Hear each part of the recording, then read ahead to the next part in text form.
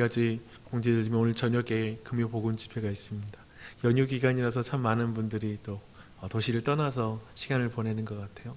연휴를 잘 안전하게 잘 돌아왔으면 좋겠고요. 특별히 또 이 도시 가운데 머무신 분들은 자녀들과 함께 좀 나오기를 추천드립니다.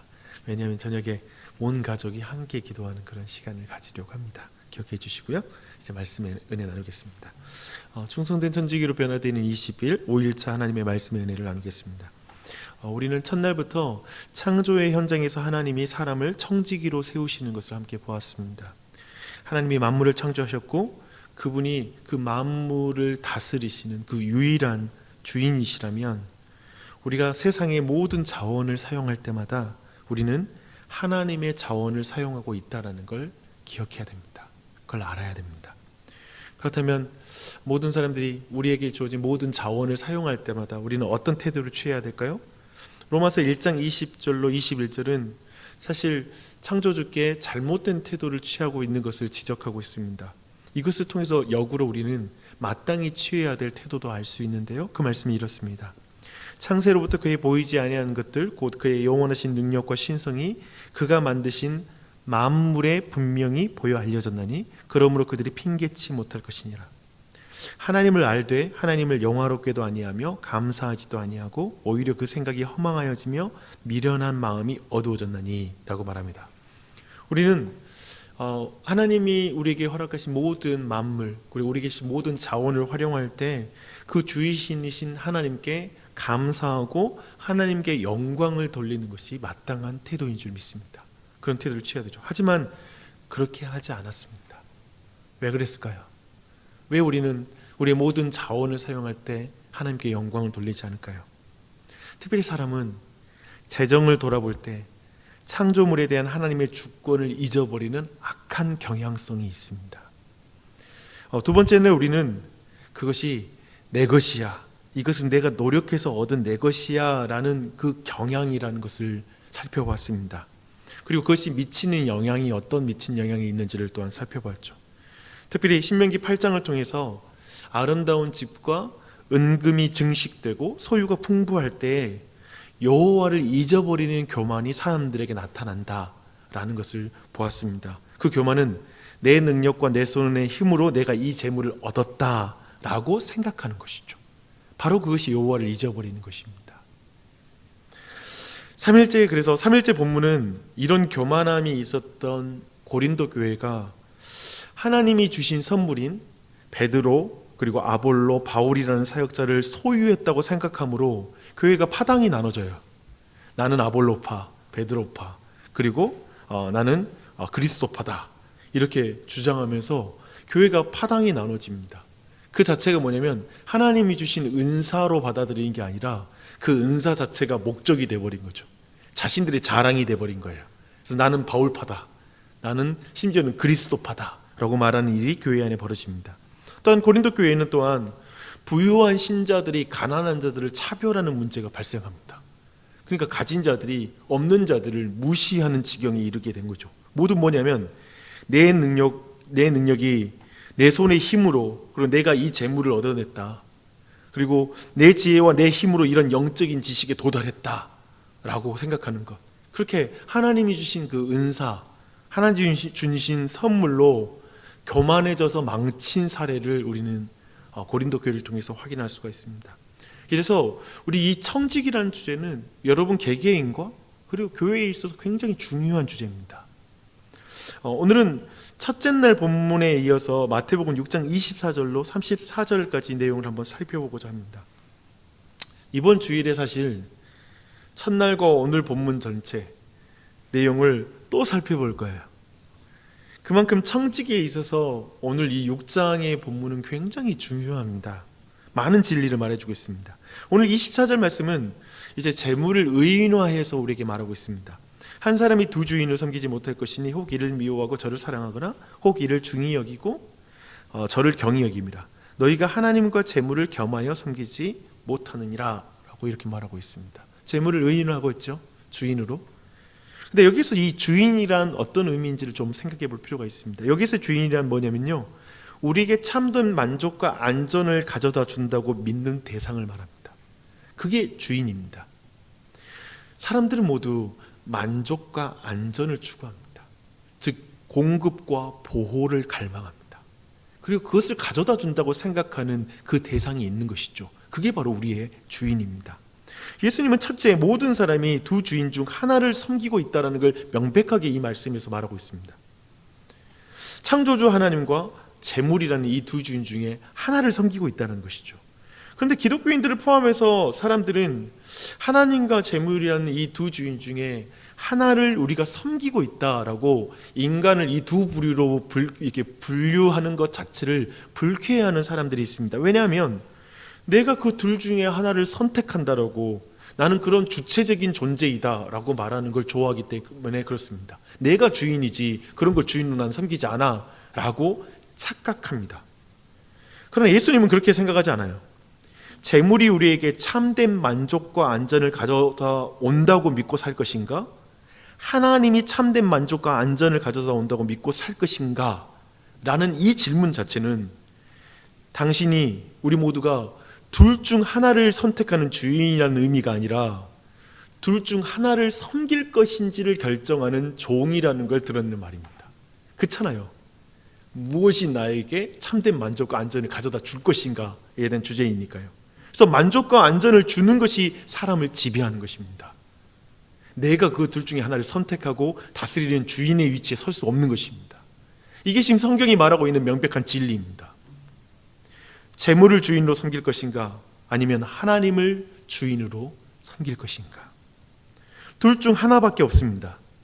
예수님은 두 번째로 말한 진리는 분명한 거예요. 여기에서 둘 모두를 추구할 수 없다라는 걸 또한 명백하게 말합니다. 이것은 굉장히 예수님이 또한 강조해서 오늘 이 24절에서 말하고 있는 것입니다. 어느 하나를 중히 여기고 다른 것을 종속시킬 수밖에 없다라는 것입니다.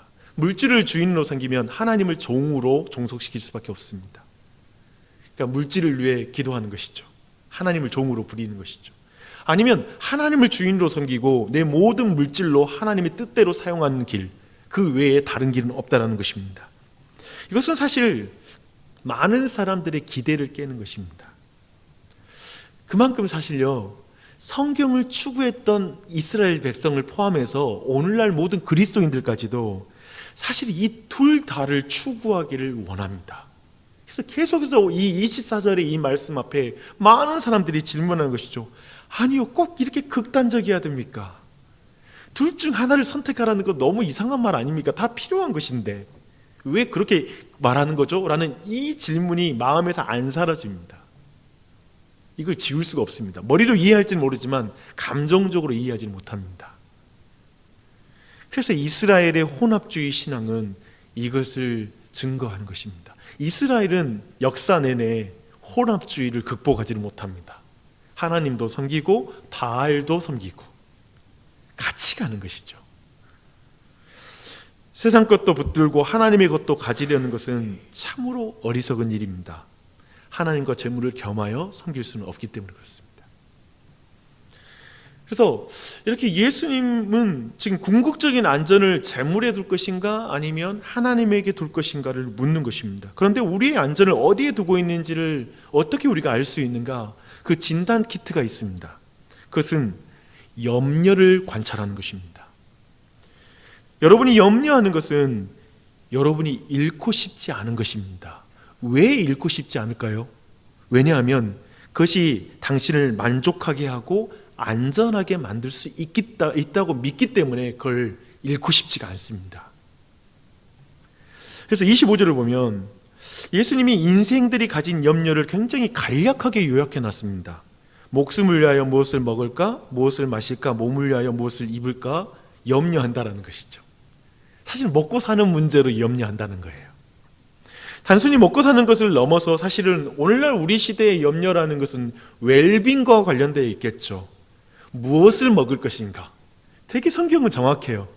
그냥 단순히 먹고 사는 생계 자체의 문제가 아니라 무엇을 먹을까? 무엇을 입을까? 그리고 어떤 집에서 살까? 그런 것이죠. 그렇죠? 그래서 대한민국 국민들은 아마도 대부분은 어쩌면 오늘 일용할 양식 때문에 막 그런 것 때문에 우리가 염려하는 것은 아니죠. 어떤 종류의 음식을 먹고 어떤 종류의 집과 자동차와 그리고 어떤 무엇을 입을 것인가, 어떤 브랜드를 입을 것인가, 뭐 이런 종류 때문에 염려하는 것입니다.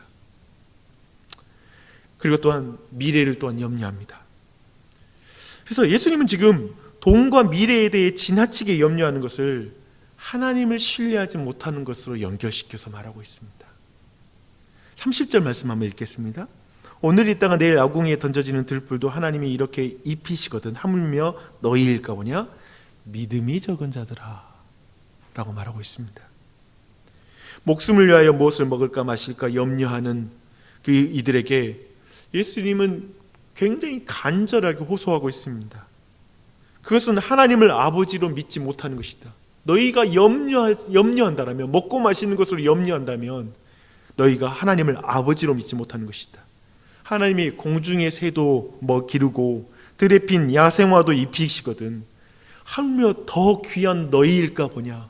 너희들은 나를 어떻게 보느냐? 나를 어떻게 믿느냐? 라고 이렇게 말하는 것입니다.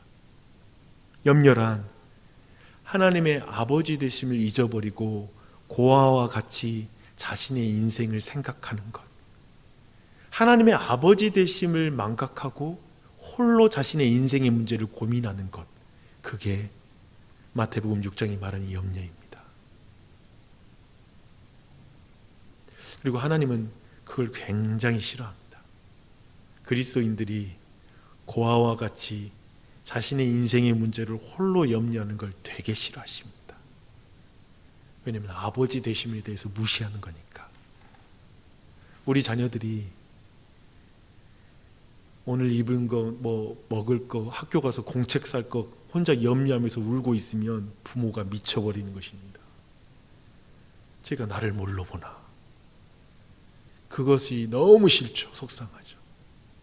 그것을 말하는 것입니다. 주 안에 사랑하는 여러분, 사실 이 청지기의 삶이라는 것은 기독교의 굉장히 독특한 개념입니다.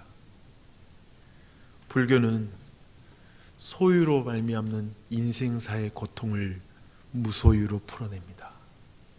갖지 않는 것으로 갖는 것에 대한 고통을 해결합니다. 타종교를 비하하고자 하는 말은 아닙니다. 근데 잘 생각해보면 불교인들도 용기가 있습니다. 그들도 소유를 내려놓는 용기를 중요하게 생각하고요. 여러분 놀랍게도 무소유라는 것을 실천할 때 굉장한 자유, 물질이 가져다주는 어떠한 속박으로부터 자유함을 느낍니다. 불교에는 그 정도의 실력이 있습니다.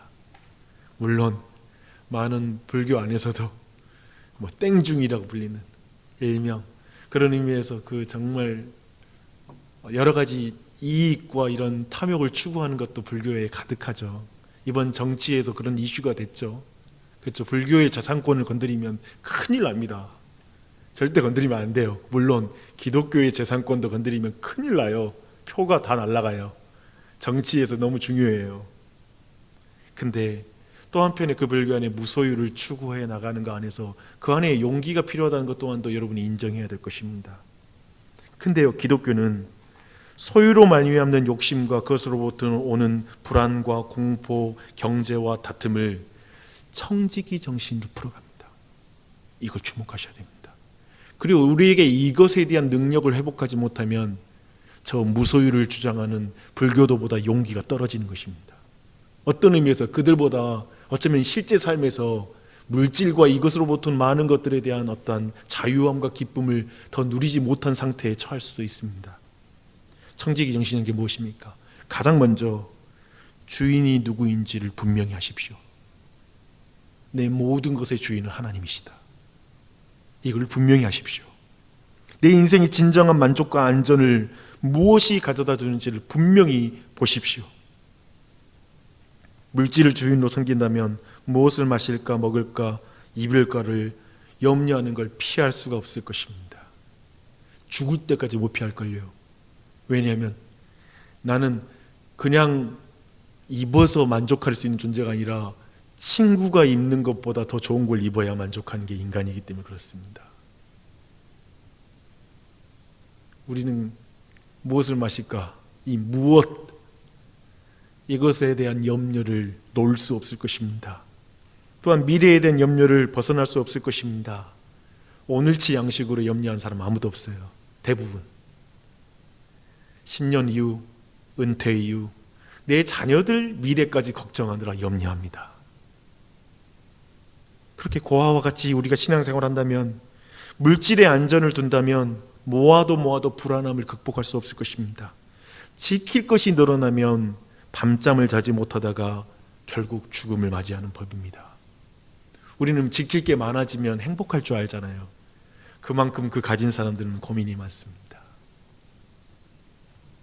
그러나 하나님을 주인으로, 아버지로 모시면 지나친 염려에서 벗어나 매일매일 하나님의 아버지 되심을 신뢰하며 그 염려를 이기며 살아가는 법을 배울 것입니다. 계속 사경회 때 이야기를 나누네요.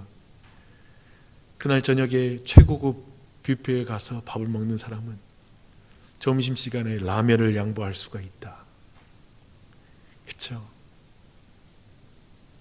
연구에 따르면 또한 더하여서 오늘 말씀 마지막에 하나님 나라와 의를 구할 것까지 말하고 있는데요, 많은 사람들은 두려워서 기부를 하지 못한대요. 돈의 안전을 두는 이상 우리는 그 돈을 베푸는 데 사용할 수가 없습니다. 근데요, 아까 말했죠, 불교는 무소유로 소유에 대한 고통을 벗어난다면 기독교는 재밌습니다.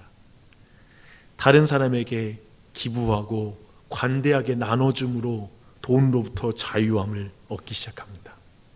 돈이 내 주인이 아니라는 걸 11조를 통해서 서로 자유함을 느껴야 한다는 거예요. 그렇죠? 10분의 1을 드리고, 그리고 내 삶의 여러 가지 소유로 누군가를 도와주면서 도리어 이 물질의 속박으로부터 벗어나고 내 주인이 누구신지를 진짜 고백함으로 도리어 우리는 거기 안에서 큰 기쁨을 얻기 시작하는 게 우리라는 것입니다. 여기에도 용기가 필요하죠. 근데 불교도는 무소유라면 우리에겐 또 다른 차원에서 청지기로서 용기가 필요합니다. 그건 모험일 것입니다. 믿으십시오.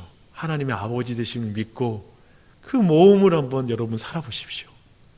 그것이 바로 우리 청지기에 허락한 하나님의 길인 줄 믿습니다. 네, 이제 같이 기도하고 함께 기도하도록 하겠습니다.